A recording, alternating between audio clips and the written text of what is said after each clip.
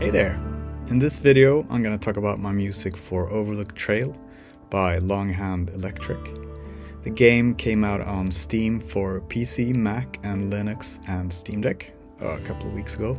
I shared the composition with 3 other composers, Caroline Karpinska, Niklas Ström, and Pelle Hillström. You'll find links to the soundtrack in the description below. It's on pretty much all the streaming platforms. I will focus on 3 songs of mine from the game: Edith Part 1, Edith Part 2, and Mabon. They're the ones that have the most interesting, interactive, musical things going on, and also collaborations with some really amazing vocalists, namely Icelandic-Swedish opera singer Elisabeth Einarsdotter and Taiwanese jazz singer Yenting Lo. I worked on this game on and off for 6 years, and I'm forever grateful to Henrik Johansson at Longhand Electric for giving all of us composers such an incredible and unusual amount of creative freedom. For the first couple of years of the project, Henrik's modus operandi was improvised game development, which sounds like a crazy idea given how technical and complicated and slow the game development process usually is, but we really got a lot of amazing things to happen from that process. Sometimes us composers just made music that inspired Henrik to create a certain type of level or gameplay, and sometimes we just threw ideas out while having lunch together or taking long walks.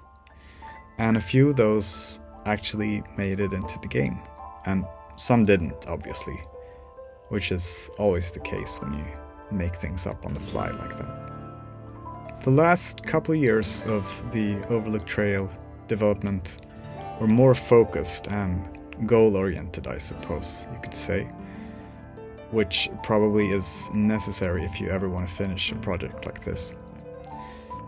But it was also during this time that a lot of the most intricate, polished musical ideas and gameplay happened. I wouldn't have been able to realize my ideas without the amazing implementation skills of Niklas Ström, who also made all the sound design in Overlook Trail. So big thanks to Niklas. And with that said, let's dive into the music. So this is Edith Part 1. The idea with this one was to create polyrhythmic layered music that could accompany an arcade sequence where you ride on a rope, or actually it's a red piece of thread, but more on that later. You ride in a circular maze collecting planets. But the whole gameplay actually came from a poem by Edith Södergran. Till fots fick jag gå genom solsystemen. Roughly translated, I traveled the solar systems on foot. So Edith Södergran was a Finnish/Swedish poet who was born in St. Petersburg in 1892 and wrote beautiful, often quite melancholic, modernist poetry that is still read quite a lot to this day, actually. And obviously her first name gave the title for the levels and the music. The process with this song started in the improvised game development days in 2021. Henrik got the idea to have an opera singer in the game from listening to a lot of Vangelis. I don't know if it was Rachel's song or something else, but he liked the combination of a classically trained vocalist and electronic music. And he already had the idea of the player stepping out of an airplane and walking on the clouds. So we talked about poems that were centered around themes like the heavens, clouds, space.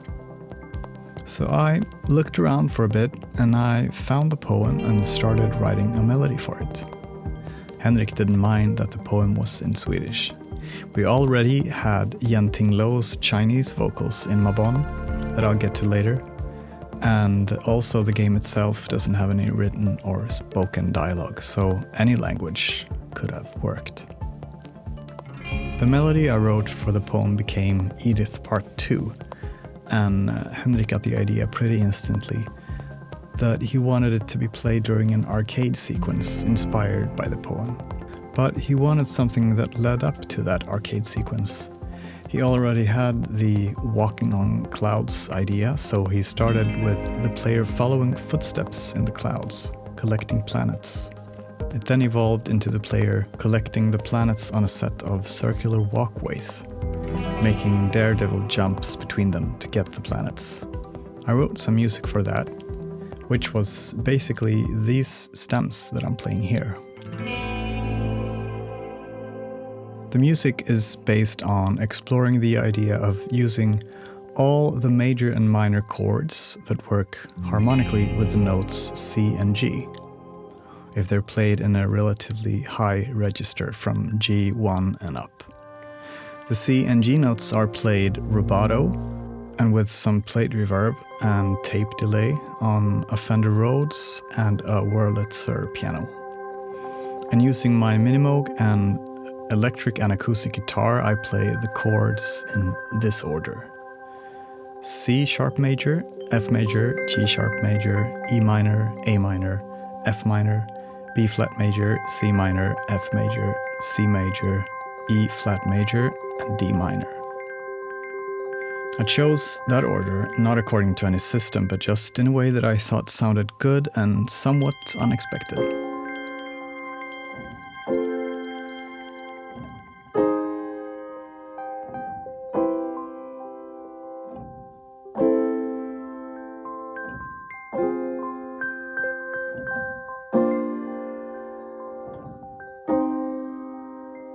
I mostly went for cases where the C and G notes are either part of the chords or colors them with sixths, sevenths, ninths, and so on. I introduced the notes from the bottom and up, starting with the root notes of the chords played in a low register on the Minimoog.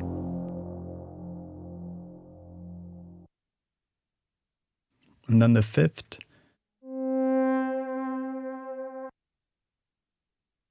then the third, and then a layer with some random notes, sometimes parts of chords,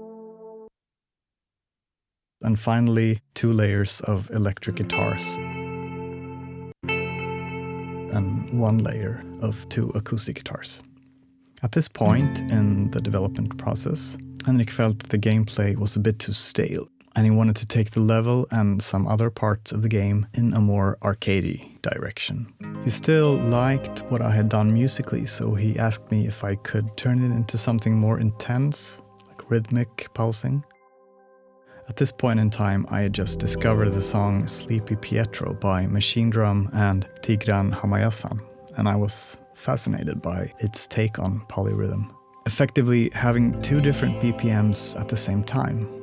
So for my track, I decided to have the fast BPM be at 138, and I came up with some pretty simplistic rhythms.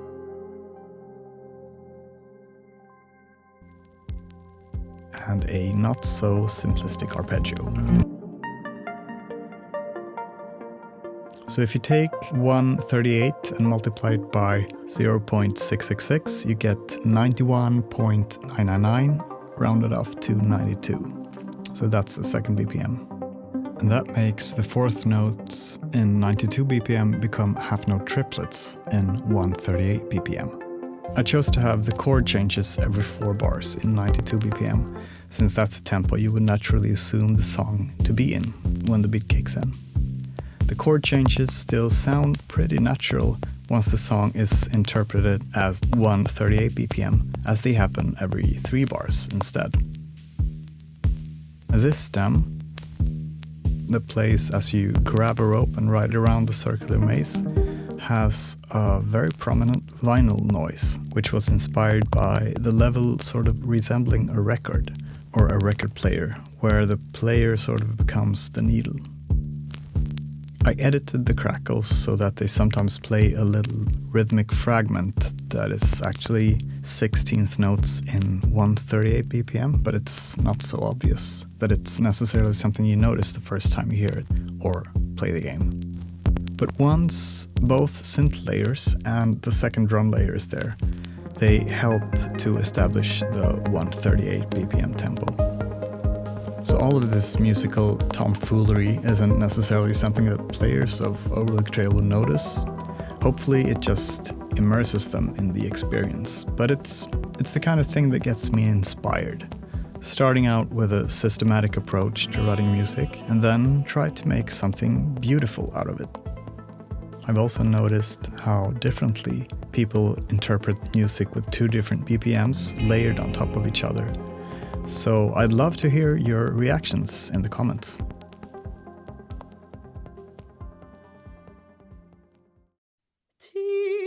Moving on to Edith Part 2. Musically, it's in the same sound world as Part 1. It has the same layered Moog chords and electric guitar, but it's very rubato, like most classical music is, meaning that it doesn't have a steady pulse, and it's more grandiose than Part 1. It starts out in the same key as Part 1, but after a while it modulates, just purely based on the melody that I wrote. Here's the sheet music for it. It's done after the fact, just to have something to send to Elizabeth, so it looks a bit weird with the key and tempo changes. I thought of it sort of like Tin Pan Alley era type of song, as far as the melody and the harmonies go. But production-wise, it's more of an ambient or 70s prog rock kind of sound, which, in combination with Elizabeth's beautiful soprano voice, makes for something quite unusual in the world of video game music. Oh, just a side note about Tin Pan Alley era melodies. I think that kind of melodic language is criminally underused these days. For those of you who don't know, Tin Pan Alley was a couple of buildings on West 28th Street in Manhattan that had a lot of music publishers and songwriters in the late 19th and early 20th century. So it's the kind of music that began as musical theater numbers in the first couple of decades of the 1900s, and then got new life when it was played by bebop musicians in the 40s and was later referred to as jazz standards. And was often recorded by crooners like Frank Sinatra, Bing Crosby, and jazz singers like Billie Holiday, Ella Fitzgerald, Sarah Vaughan, and many, many others. But these days, you'll mostly hear this type of music in romantic comedies, if you hear it at all. There's a few exceptions though, so shoutouts to Billie Eilish, Laufey, and Chappell Rowan, who use these kinds of melodies and harmonies in beautiful new ways. Just to be clear, the type of music that I'm talking about could also be referred to as the Great American Songbook, show tunes, or jazz standards. End of rant, back to the video. So working with Elizabeth was thrilling for Henrik and myself. We recorded on a beautiful summer day in June in 2021, and it was done in just a couple of takes. My studio is very acoustically soundproof and dry sounding, which is the total opposite to the type of room you would normally sing opera in. But that didn't bother Elizabeth at all. It's really powerful to hear vocals that loud and clear in a small room. I used Soundtoy's little plate on her voice, which makes it blend nicely with the rest of the instruments. I think it's interesting to hear an operatic voice with that kind of reverb compared to a big concert hall or opera house, which is what we're used to hearing.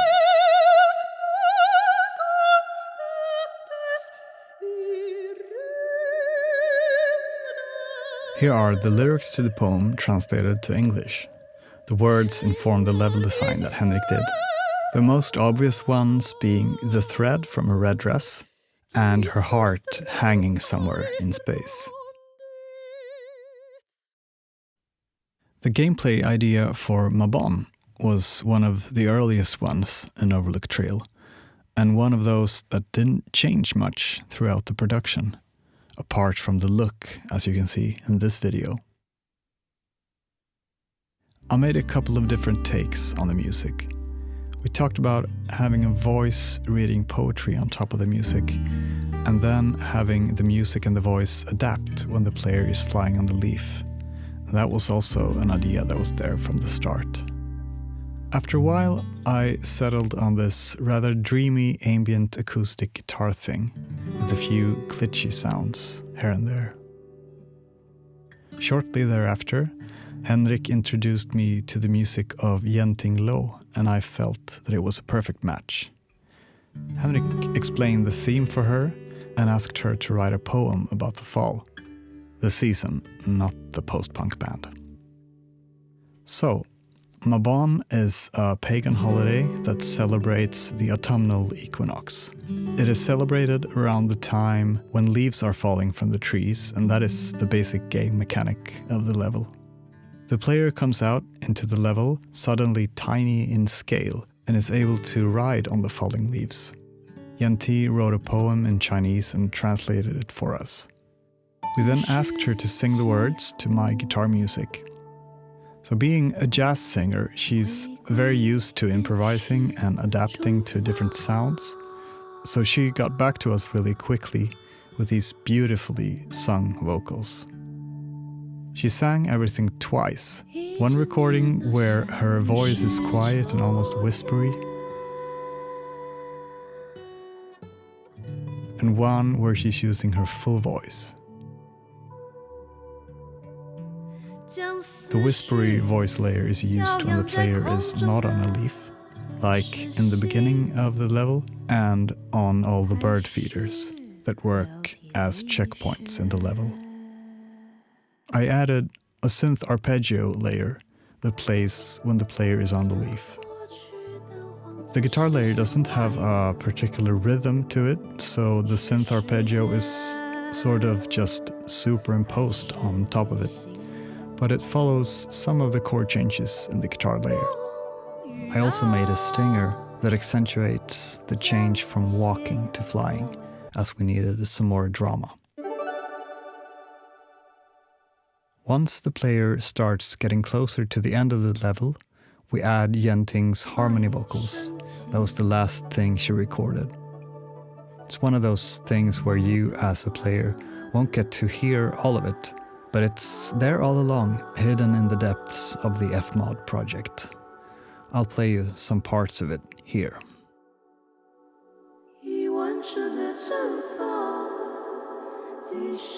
Mabon was one of the levels where Niklas really helped out with implementing the music. We had several sessions in his studio to get everything to work right. Programmer Ulf Wikström truly deserves a shout out for this too. That's it for this video. Make sure to check out Overlook Trail. It's one of the most inspiring game projects I've ever worked on. As of today, there's a brand new free demo out, which actually is the Mabon level in its entirety. So make sure to try it out and get the full game if you like it. There's a link to the demo in the description below. As always, thanks for watching.